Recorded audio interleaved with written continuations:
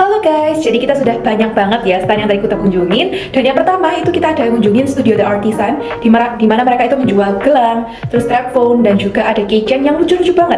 Nah, permasalahan sampai mereka membuat produk tersebut adalah karena banyak sekali pelanggan yang tidak sesuai dengan seleranya dengan produk yang sudah ada di etalase, sehingga mereka itu menciptakan produk kustomisasi gitu.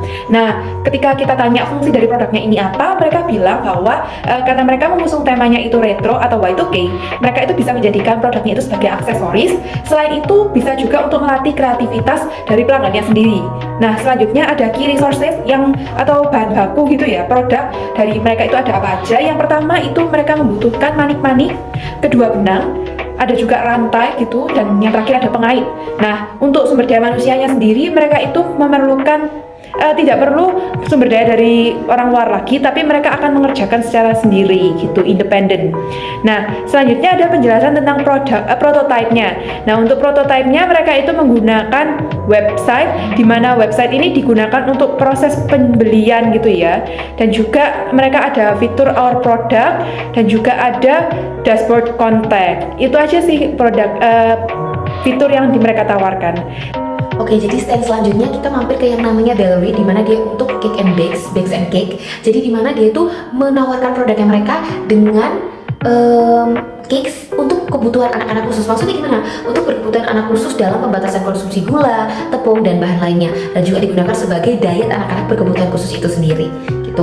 Lalu untuk sumber daya utamanya mereka itu kepada bahan dasarnya mereka kayak tepung, gula, telur, atau oatmeal sebagai pengganti tepung itu tadi. Lalu karyawan itu meliputi chef atau bakernya, dan juga meliputi yang pasti bahan masakannya mereka ya, maksudnya peralatan dasar seperti timbangan, mixer, oven, dan sebagainya. Untuk prototipenya mereka pembeliannya atau penjualannya maksudku itu lewat website, dan juga bisa langsung ke toko fisiknya gitu. Untuk kemitraannya mereka akan bekerja sama gitu ya dengan influencer untuk meningkatkan brand awareness-nya mereka sendiri, dan juga menjangkau pasaran lebih luas.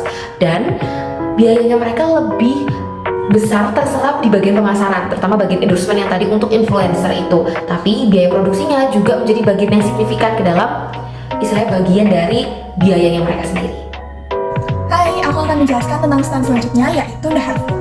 Nah, masalah yang ingin mereka selesaikan adalah kesulitan mahasiswa dalam menemukan makanan sehat dengan kandungan gizi yang seimbang, khususnya untuk mereka yang punya penyakit khusus kayak GERD, kolesterol, darah tinggi, dan diabetes. Nah, untuk menjawab masalah tersebut, The Health Food hadir sebagai bisnis catering makanan sehat yang ditujukan khusus untuk mahasiswa. Nah, uniknya produk ini bisa disesuaikan dengan kebutuhan kesehatan kita. Selanjutnya, untuk fungsi dan fitur produk, mereka tuh menyediakan dua layanan. Yang pertama adalah ya bisnis catering itu sendiri yang bisa disesuaikan dengan kebutuhan kesehatan kita, dan yang kedua adalah konsultasi. Jadi kita bisa konsultasi dulu by WA tentang kesehatan kita, tentang penyakit kita, sebelum kita memesan catering dari The Health Food. Selanjutnya, untuk key resources, bahan baku yang mereka gunakan itu terbagi menjadi 3. Yang pertama adalah bahan baku atau ya makanan itu sendiri, mulai dari daging, ayam, telur, dan lain-lain. Lalu peralatan memasak seperti oven, panci, kompor, dan lain-lain. Dan yang terakhir adalah sumber daya manusianya. Ini mencakup dari chef, dari driver juga yang akan mengantarkan catering kalian. Selanjutnya, untuk penjelasan prototype, mereka menyediakan 2 prototype. Yang pertama adalah packagingnya itu terbuat dari besek bambu, di mana hal ini dipilih karena ramah lingkungan dan juga bisa digunakan berkali-kali. Dan yang kedua adalah mereka menyediakan daftar menu juga, warna kuning, ukuran A4, itu dibagi-bagi berdasarkan jenis penyakit. Jadi ada menu khusus untuk GERD, menu khusus untuk diabetes, menu khusus untuk kolesterol, dan lain-lain gitu. Sekian dari The Health Food, menarik banget kan? Yuk kita lanjut ke stand berikutnya. Lalu untuk selanjutnya kita tuh mampir ke yang namanya stand Three Lights Barbershop. Jadi ini khusus untuk para lelaki, para pria gitu ya, untuk mengatasi permasalahan dalam gaya potongan rambutnya mereka gitu. Nah, lalu di sini mereka tuh menawarkan jasa potongan rambut bagi pria yang pastinya, tapi didukung oleh aplikasi atau AI yang namanya itu LLM gitu. Jadi di aplikasi itu kalian itu bisa juga reservasi online, yang pasti kalian juga akan dibantu memilih potongan gaya rambut yang sesuai gitu ya, dengan cara nanti bisa mengisi istilahnya seperti list, seperti bentuk muka, setelah itu gaya atau potongan rambut, misalnya struktur rambut, maksudku seperti itu, terus juga dan berbagai macam yang lainnya yang memudahkan potongan rambut apa yang cocok untuk para pria gitu. Lalu juga sumber dayanya mereka yang pasti itu dari peralatan perawatan rambut dan juga supplier. Lalu lokasi operasional karena itu sudah berjalan, dan pasti lokasi rukonya mereka yang ada di Sugihwara gitu. Untuk prototipenya itu ada onboarding page, ada login page, fitur reservasi yang tadi, chatbot AI, fitur katalog ini tipe-tipe atau jenis-jenis seperti potongan apa aja yang banyak digunakan atau banyak sering kali dipakai. Terus juga ada fitur loyalty program, dan juga yang terakhir ada profile page. Thrifty.